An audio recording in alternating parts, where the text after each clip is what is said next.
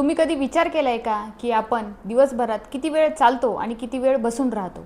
सकाळी उठल्याबरोबर स्क्रीन समोर बसून राहणे, ऑफिसमध्ये गेल्यानंतर खुर्चीवर खूप वेळ बसून राहणे, येताना गाडीत बसून राहणे आणि संध्याकाळी झोपताना सुद्धा स्क्रीन चालू करून त्यासमोर बसून राहणे. हळूहळू शरीर चालते कमी आणि बसून जास्त राहते. त्यामुळे आपण या छोट्या छोट्या गोष्टींचा कधीच विचार करत नाही आणि जेव्हा आपल्याला काही त्रास होतो तेव्हा आपण मेडिकलमधून गोळ्या आणतो आणि ते लगेच घेतो. बऱ्याच वेळा आपल्याला होणारा त्रास हा छोट्या छोट्या गोष्टींपासून सुरुवात झालेला असतो. त्यातलीच एक खूप धोकादायक आणि ट्रेंडिंग सवय म्हणजे खूप वेळ एका जागेवर बसून राहणे. यालाच experts sitting is the new smoking असं सुद्धा म्हणतात.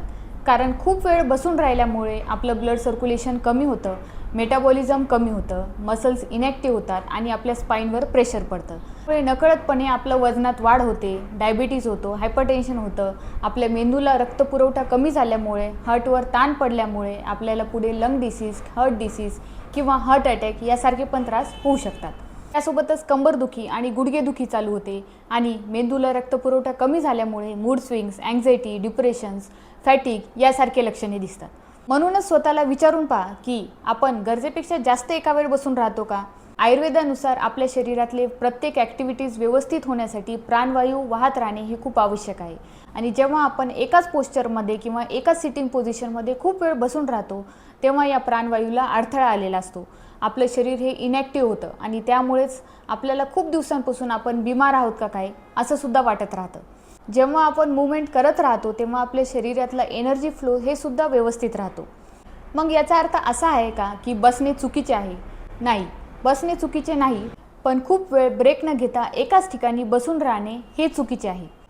मग यावर उपाय काय? तर प्रत्येक वेळेस 30 ते 40 मिनटं झाल्यानंतर आपण 1 ते 2 मिनटं चालू शकतो किंवा स्ट्रेचिंग करू शकतो. यालाच अजून आपल्याला पॉवरफुल बनवायचं असेल तर जाणीवपूर्वक चालणे म्हणजे पाय मोजून मोजून चालणे, श्वास घेत चालणे यावर अजून खूप फायदा देतो. जसे की IT प्रोफेशनल्स ज्यांना खूप वेळ एकाच जागी बसून काम करायचं असते. पण कधी पण हे लक्षात ठेवा की 30 ते 40 मिनटाच्या नंतर तुम्ही अलाराम लावा आणि कमीत कमी 1 ते 2 मिनटं तुम्ही स्ट्रेच करा किंवा थोडं चाला. यामुळे आपलं माइंड फ्रेश राहते, एनर्जी लेवल चांगली असते. आपल्या शरीराला एकाच वेळेस खूप जास्त मेहनत करणे नाही तर छोटे छोटे सिग्नल्स देऊन आपली एनर्जी लेवल मेंटेन करणे हे खूप महत्त्वाचे आहे. कारण कोणतेही आजार हे अचानक येत नाही तर आपण केलेल्या छोट्या छोट्या सवयींपासून येते. त्याचप्रकारे स्वास्थ्यसुद्धा आपण केलेल्या छोट्या छोट्या बदलांपासून बनते.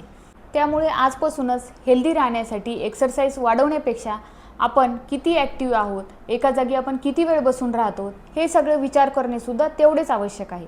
जर तुम्हाला हा व्हिडिओ थोडा जरी व्हॅल्युएबल वाटला असेल तर लाईक आणि शेअर नक्की करा. खासकर त्या व्यक्तींसोबत जे नेहमी बसून राहतात. असेच छोटे पण पॉवरफुल बदलाव शिकण्यासाठी चॅनेल सबस्क्राईब करा. कमेंटमध्ये नक्की सांगा की तुम्ही हा बदल कधीपासून चालू करणार. धन्यवाद.